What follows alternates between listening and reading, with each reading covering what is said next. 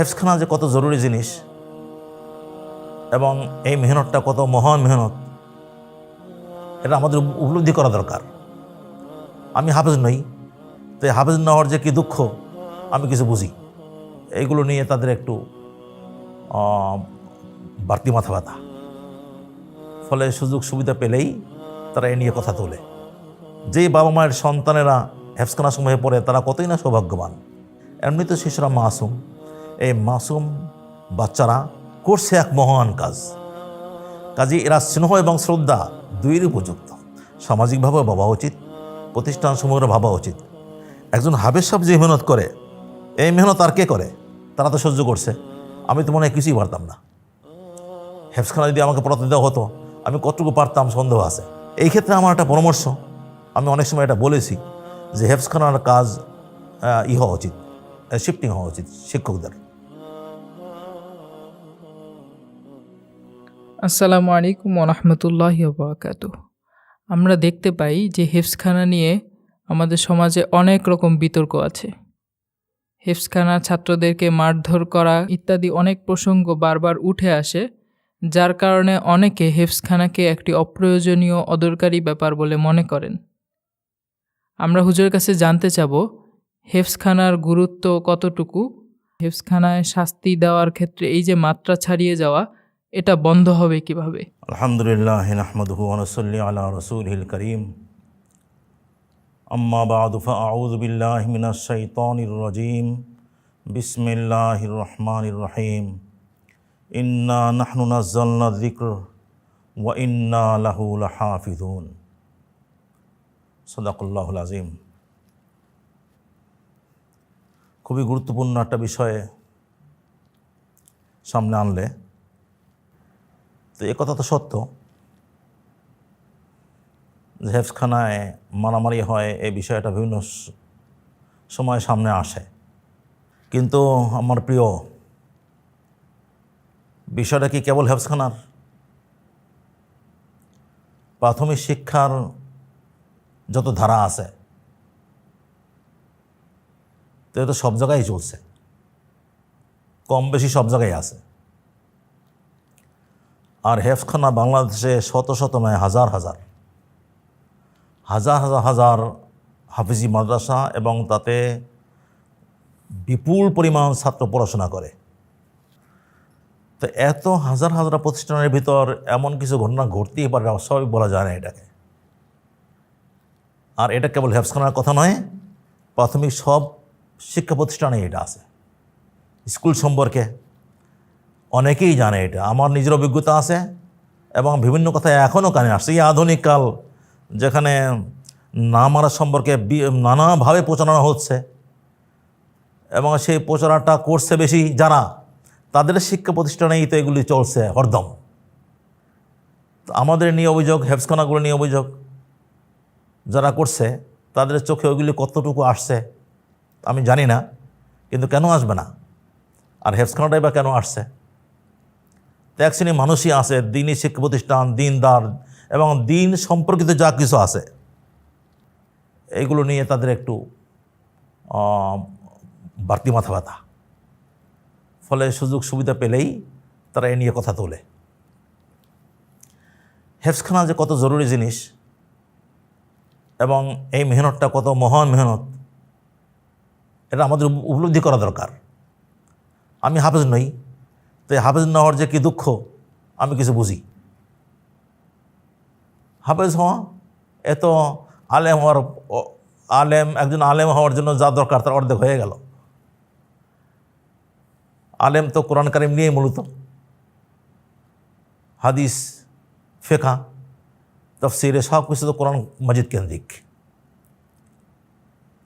তো একজন লোক হাফেজ হয়ে গেল, অর্ধেক হয়ে গেল। এখন কোরআন কারিমে যা বলা হয়েছে এটা যদি বুঝে ফেলে, বুঝতে হলে হাদিস বুঝতে হবে, ফিকহ বুঝতে হবে, সংশ্লিষ্ট আরও বালাগাত ইত্যাদি বুঝতে হবে, বাস তাহলে সে আলেম হয়ে গেল।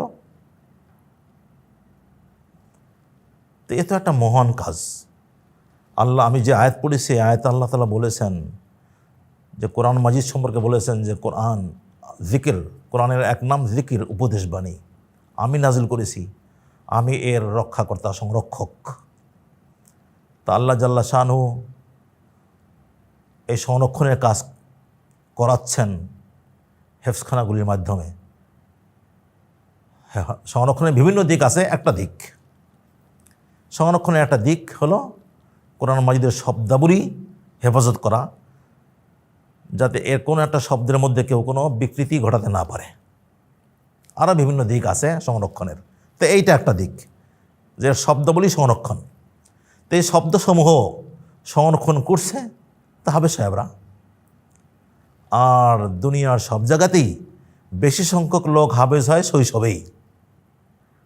যারা হজে গেছে তারা দেখবে মসজিদের নববীতে, মসজিদে হারামে শিশুরা কীভাবে কোরআন মাজিদ মুখস্থ করছে। তো বেশি হয় আমাদের এই অঞ্চলে, বাংলাদেশে, পাকিস্তানে এবং ভারতে। এখানে হেফজখানা বেশি, তাই হাফেজের সংখ্যাও বিপুল। তো এরা তো আল্লাহ তাআলার কর্মী, এবং হেফজ করাটা এটা আল্লাহ তাআলার যে আল্লাহ তাআলা নিজের উপর যে জিম্মাদারি রেখেছেন, সেই মহান জিম্মাদারি পালনে আল্লাহ নির্বাচিত ব্যক্তিদের সক্রিয়তা, কার্যক্রম, তৎপরতা। তো এ তো বিশাল কাজ, অনেক বড় বরকতপূর্ণ কাজ। যেই বাবা মায়ের সন্তানেরা হেফজখানা সমূহে পড়ে তারা কতই না সৌভাগ্যবান।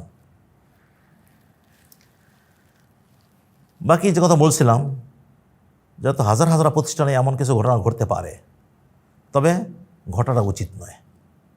শিশুদের প্রতি সহৃদয় থাকা চাই, তাদেরকে পড়াতে হবে মহব্বতের সঙ্গে, ভালোবাসার সঙ্গে। এমনি তো শিশুরা মাসুম, এই মাসুম বাচ্চারা করছে এক মহান কাজ। কাজে এরা স্নেহ এবং শ্রদ্ধা দুইয়েরই উপযুক্ত। এরা স্নেহ পাওয়ার অধিকার রাখে এবং শ্রদ্ধা ভক্তি পাওয়ার অধিকার রাখে। যারা এদেরকে হাফেজ বানানোর মেহনত করছে তারা কত ভাগ্যবান যে তাদের মেহনতের বদৌলতে এই শিশুরা হাফেজ হচ্ছে। কাজে এ নিয়ে তাদেরও কৃতজ্ঞ থাকা উচিত যে এই শিশুদের পিছনে মেহনত করার তৌফিক আল্লাহ তাআলা দিয়েছেন। তাই এটাকে আমানতদারির সঙ্গে শিশুদেরকে আমানত মনে করে, এই কাজটাকে আমানত মনে করে তাদের মেহনত করা চাই। আলহামদুলিল্লাহ করছেও। বাকি কিছু পদ্ধতিগত কিছু জটিলতাও আছে, যে কারণে ধৈর্য সবর ধরে রাখা কঠিন। শিশু একটু দুষ্টুমি করে, একটু বেশিই করে অনেকে, তো অনেক সময় মেজাজ খারাপ হয়ে যায়।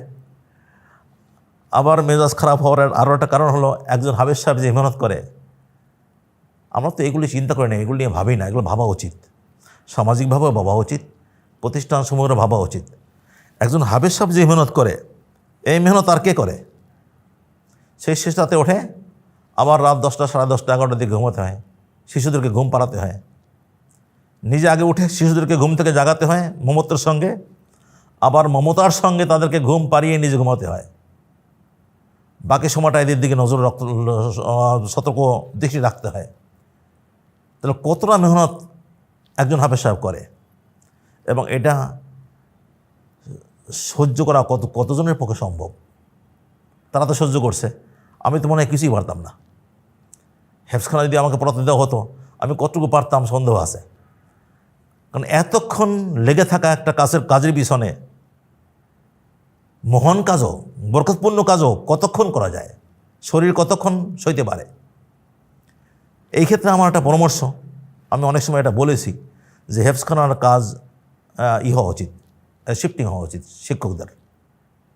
সকাল থেকে নিয়ে দুপুর পর্যন্ত একজন, এবং দুপুরে পরে আবার রাত পর্যন্ত আরেকজন। এবার পালাক্রমে হলে তাদের জন্য সহজ হয়। তা না হলে তাদের এই মেহনতটা, এটা তাদের শরীরের জন্য ক্ষতিকর এবং শিক্ষা ব্যবস্থার জন্য ক্ষতিকর। কারণ সকাল থেকে ওঠার পরে একটানা মেহনত করতে করতে করতে করতে একটা সময় অধৈর্য হবেই, একটা সময় অবসাদ আসবেই।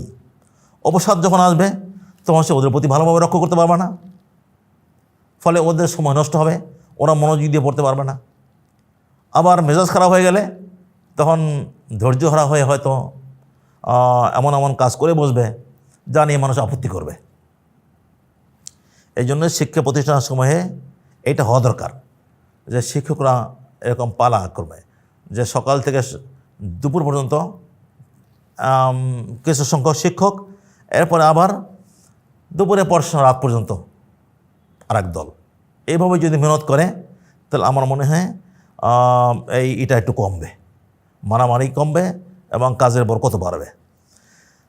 এছাড়া আরও একটা বিষয়, সেটা হলো এই যে এত মেহনত করে সেই অনুযায়ী মেহনতের মূল্যায়নও হয় না। এমনিতেই মাদ্রাসা শিক্ষকদের যথাযথ মূল্যায়ন সমাজ করছে না, সেই মর্যাদাও দিচ্ছে না যেটা তাদের কর্তব্য ছিল। কারণ এই মেহনতটা তো যারা আলেম কেবল তাদের স্বার্থে নয়, গোটা সমাজের স্বার্থে। দিন মেহনত যদি না থাকে, তালিমের কোরআন চর্চার মেহনত যদি না থাকে, তাহলে তো গোটা সমাজ কোরআন এর বরকত থেকে মুক্তি হয়ে যাবে, বঞ্চিত হবে। আর কোরআনের বরকত থেকে বঞ্চিত হওয়া এ তো নিজেদের অস্তিত্বের জন্যই ঝুঁকি। তাই এই মেহনত গোটা সমাজের জন্যই করা হয়। তাই গোটা সমাজের দায়িত্ব মাদ্রাসা শিক্ষকদের মূল্যায়ন করা, তাদের সম্মান ভক্তি এর দৃষ্টিতে দেখা, আর তাদের পাশে দাঁড়ানো। বিশেষ করে হেফজখানার শিক্ষক যারা, এদেরকে তো আমি কি বলবো, বললে হয়তো অনেকে আপত্তি করতে পারে যে ঠিক আলেমরাও যথাযথ সম্মান করে না, তারাও তাদেরকে অনেক সময় অবহেলার দৃষ্টিতে দেখে। এটা হওয়া উচিত না।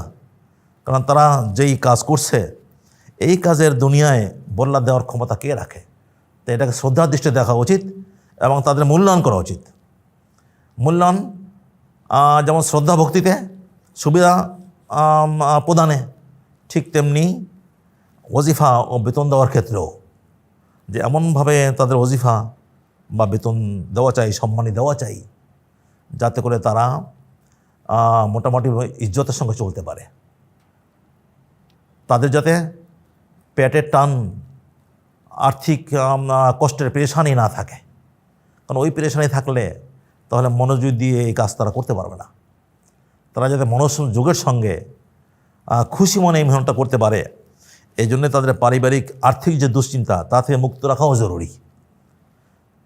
তো মাদ্রাসা কর্তৃপক্ষ যারা আছে, তারা যদি এইটাও নিরসন করে, তাহলে আশা করি শিক্ষকদের মনমানসিকতা এটা সবসময় স্বতঃস্ফূর্ত থাকবে, ফলে রাগ কম হবে এবং ছাত্রদের সঙ্গে তখন মমত্বপূর্ণ আচরণ আরও বেশি হবে। যাক, এই কয়েকটা কথা আমি হেফজখানা সম্পর্কে বললাম। আল্লাহ তাআলা আমাদের সবাইকে বোঝার এবং আমল করার তৌফিক দান করুন।